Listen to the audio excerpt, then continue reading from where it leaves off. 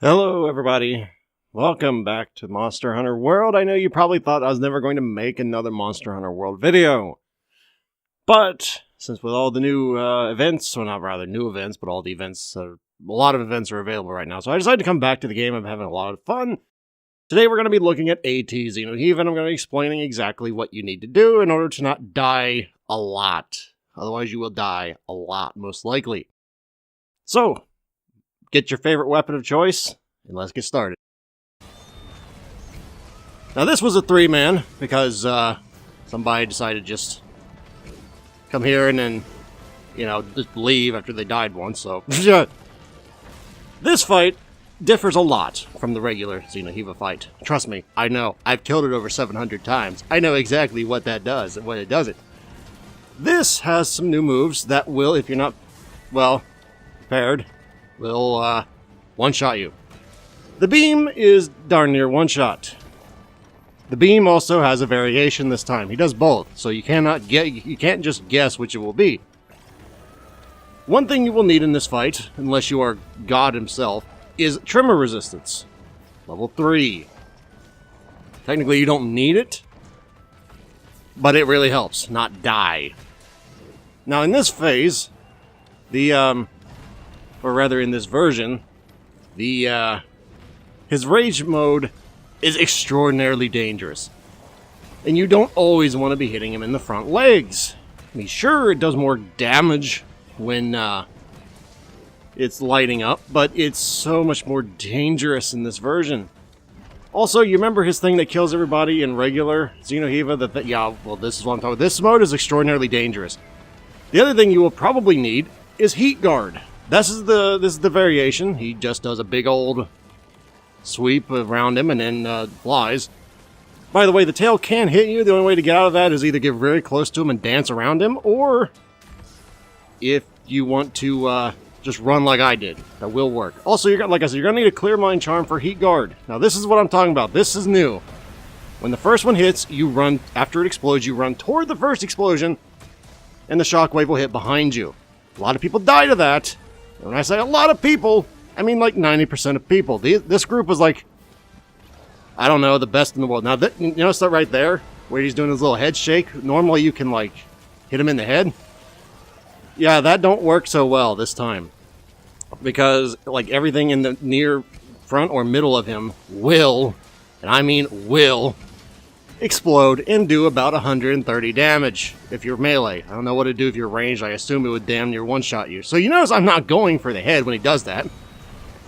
I mean, I try and bungle my way over there now, but to be fair, the longsword dude was on the ground, so I don't feel too bad about missing out the extra damage.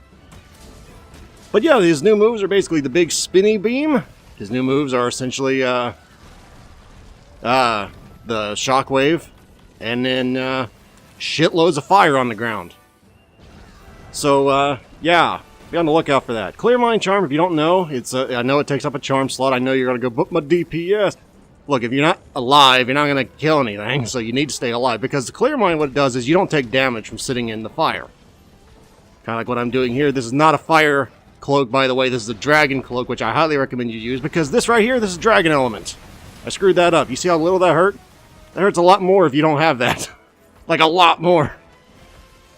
So I would take the Dragon Mantle, the Temporal Mantle, and you'll probably be good with that. So long as you know how to, avoid this shit. Generally speaking, don't get too greedy. He has she's loads of health. Learn the zone for where you can dodge that stuff. And only heal when you know you can get the heal off. This is a bad idea. And you're going to see exactly why I told you not to do this. It's everywhere. The explosions are everywhere, Jimmy. So you really don't want to be in the front when he does that. Alright, I thought he was going toward me, to be fair. But I was trying to play it extra safe because I think we were down to our final life. And everybody's like buffing, doing all this shit, and I'm trying to be a team player. You know how it is. You might wonder, Bach, where's your pants? Look, that's not what's important right now in this grand scheme of things, now is it? But I'm just going to tell you this. Don't expect to 3-man this stuff with SoSs on the daily. That's why I said you can kind of do it when you're getting real close and dance around them, or you can just run. If you're like mid-range, if you don't have a shield, you're going to eat some damage. I hope you have Vitality 3. You need to have Vitality 3. You don't need it. But man, is it useful. Having Vitality 3 in this fight. Like, really freaking useful. For running what I was doing there, I was trying to get a song stocked up for when he inevitably came back down. Fun fact, his back legs are in fact a weakness during this phase. With the Temporal Mantle, you don't gotta worry, but I was like, I'm gonna practice. I don't know how in the hell okay, he just teleported. I was trying to dodge toward it, but apparently I missed it anyway, because the Temporal did not trigger, even though it should have. Then again, these folks were from mainland Japan, I'm pretty sure. So, you know, lag is about to be expected, I suppose. Now, I've been kicked out of a lot of groups in AT Xeno'jiva because my hunting horn's too slow dough. Seriously, people will kick you if you're using a weapon that they don't like you using in that fight. No, it doesn't really make any sense. I guess they just think all hunting horn players are bad or something. I'm not saying that's typical, okay? That's not generally what happens, but it can happen, so be on the lookout for that. It's not nice either, by the way, if people were actually thinking that was a good thing to do. But, to be fair, the hunting horn's probably not a tier 1 weapon in this fight, but to me it is. Just depends on what you consider easy to use, I suppose. By the way, one thing you really want to do is hit his chest, especially when it's lit up when he's in his pissy mode, as I'm going to call it. If you hit that chest enough, which I don't think any of us at the time knew that, if you hit the chest enough, he falls down for a very long time. So be aware of that, and try and abuse that if you can. I've seen people abuse the crap out of this, and it really makes this fight go a lot easier. As you might have noticed, I'd already burned through all my life powders at this point, so I'm just like trying to be a team player however I can here. Beyond the obvious hunting horn shenanigans. Now, like I said, we don't need Tremor Resist 3, but a lot of these things do Tremor. Like right here, I'm pretty sure I would have been staggering if I hadn't been. But you might think, well, Varrock, you didn't really do anything during that. Well, a lot of situations you will be able to. So, it also helps, that was, I want to say that was skill avoiding that with the Encore, but I'm just going to tell you that was kind of luck. That's the other thing that gets me, that's the other new one. Is he will just like, while he's staggering away, he will just, I don't know what you call that, just spit fire at you, spit dragon at you. And it's very hard to predict and get out of the way of. Also, like right here, this is very useful to have Tremor Resist so you can get that extra headshot. Though again, it is costing you DPS on valuable slots, but in my opinion, if you're staggering, you're not doing any damage. So, does it play out that way? I don't know. But it's a very nice quality of life skill, so Tremor Resist, Vitality 3, you should have Clearmind Gem. You don't need earplugs, but I really like earplugs, so I'll use Desolation Overture. And that's a regular old thing. I don't know why. I guess I was kind of hoping, or kind of expecting that would be one of those quick things. Good thing I didn't dive. And yes, you will likely run near the time limit with randoms. Especially if you're trying to 3-man this. At this point, I was like, oh, I'm screwed. I'm just gonna dive. Because I'm in the wrong place at the wrong time. Generally, it's a safe bet to try and run away at first until you ascertain whether that's going to be a quick, sweepy burst, or, one of these. Or if it's going to be the regular ones. And don't, like I said, don't heal until you know you're safe, because that could kill you.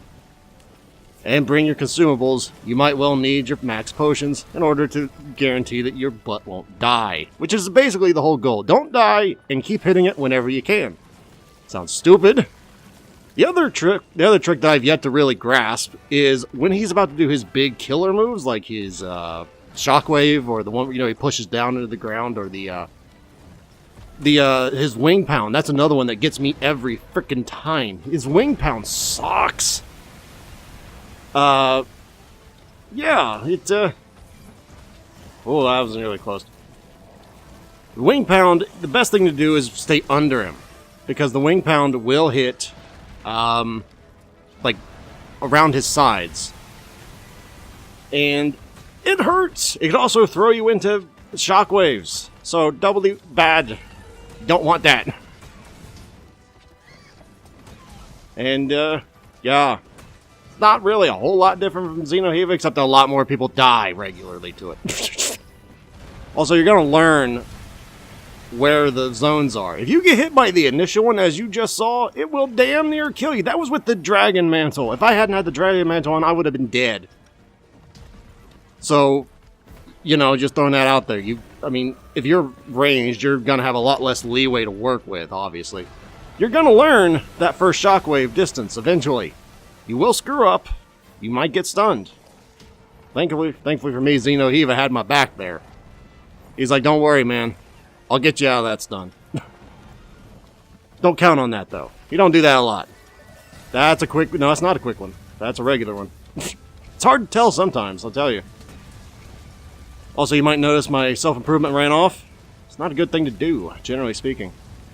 You usually want to keep that up 100% of the time, but sometimes it's just not viable. Sometimes you got to try and work the other things to keep them up. But you do want to kind of keep it that way. Unfortunately, I forgot that movement speed also is a very quick one. Quick encore, not a very slow one. I was kind of going for the slow in there. My bad. But as long as you don't get a big screw up like, oh shit, I carded, you'll be fine. A lot of people focus way too much on their deeps in this fight than they do their survivability. That's the thing. Don't go in with 150 HP. Don't go in with, you know, I don't know, attack 7 and crit 7 and crit boost and all that stuff. Go in with stuff that will help you not die. The killing Xeno'jiva part will happen so long as you don't die. And people are, you know, not just jacking around. Which these folks are not just jacking around. You can see they're, yeah, anyway, did I ever elaborate on that one point? I don't think I did. When he's doing his big shockwave or his other things, I recommend not doing what I'm doing here and shooting him while he's up in the air. He's not going to fall down. I've never seen him fall down from the air yet. You want to do that, use the piercing paws on his chest when he's getting ready to do his big shockwave or when he's about to do his big, well, pretty much anything. Because that is when you can interrupt him and your people won't die because they're getting hit in the shockwave or what have you. You know what I'm saying here. Save those for those moments. Not like, don't be like me. But it's rare you will, as the wing spawn, I have so much trouble finding that freaking wing wind-up. It's so hard for me to find, or to notice. Because it's not something I'm used to looking for, you know? It's not at all. I'm very, very defensive, alright? I saw the skulls on the mini-map now. I'm not trying to screw up and get everybody that's lost now. This is a wing pound. Like I said, you gotta get close to him in that situation. Preferably near his back legs if you really want to be safe. But again, once you get used to the fight, it doesn't... It matters less. This is the wing pound. I went the wrong way. Don't go in front of him. Oh boy. There's another wing pound. I was like, oh god, I don't know how far that shockwave goes out. I gotta use a mega max potion, man. For all I knew, that was gonna do the same amount of damage from before, and it's gonna come out and get me, you know? And we're gonna run along with him. We only got 5 minutes left, but it is nearly dead. By the way, don't use your temporal or other mantles until basically right before the attack in question. It's just a good idea, so you can get the maximum amount of use out of it, generally speaking. Just throwing it out there. And, yeah, you've got this fight in a nutshell now. Don't sit near the front when he's pissed, otherwise you might get blown the fuck up. Stay underneath them, so if the wing crush does come down, you will know that you can survive. And yes, I was very surprised we managed a 3-man AT Xeno'jiva, of all freaking things, in SoS, but that was fun. In my opinion, AT Xeno'jiva is the most fun fight in the game. Then again, I think Xeno'jiva is the most fun fight in the game. Easy? Not in SoS. You will have people die, left, right, and center. Hopefully not you after you watch this video, but I'll still admit to you, I still cart the AT Xeno'jiva every once in a blue moon. I think I've carted twice out of like 14 SoS attempts. And I was so excited that we actually managed the 3-man. Then I'm like, screw it, I'm sending them my guild card. These folks are freaking good, you know? Because I view my guild cards kind of like a business card. You know, you kind of send it to people who you think are good, kind of thing. Anyway, folks, that's AT Xeno'jiva in a nutshell. From a hunting horn perspective, it's a really fun fight, and in my opinion, it's one of the better weapons for AT Xeno'jiva, though everybody says it's not. I say it is pretty good. Anyway, everybody, I will see you next time. If you're wondering where to get the Gala suit, that is from the appreciation tickets, and the Xeno'jiva tickets are for the commission things, which I do have the layered armor for now. So, I guess that'll be it for today, because the recording is almost over, and I don't have anything else to add. But hopefully, you all have good luck just the same as I do against AT Xeno'jiva. And if I were you, going into AT Xeno'jiva and SOS, bring life powders and herbal powders. And hell, bring the demon powders and the hard shell powders while you're at it, because people are going to need those buffs. Okay, maybe not so much the demon powder, but anyway, that's it for today, because that's the end of recording. And hopefully, I will see you next time, everybody. Later.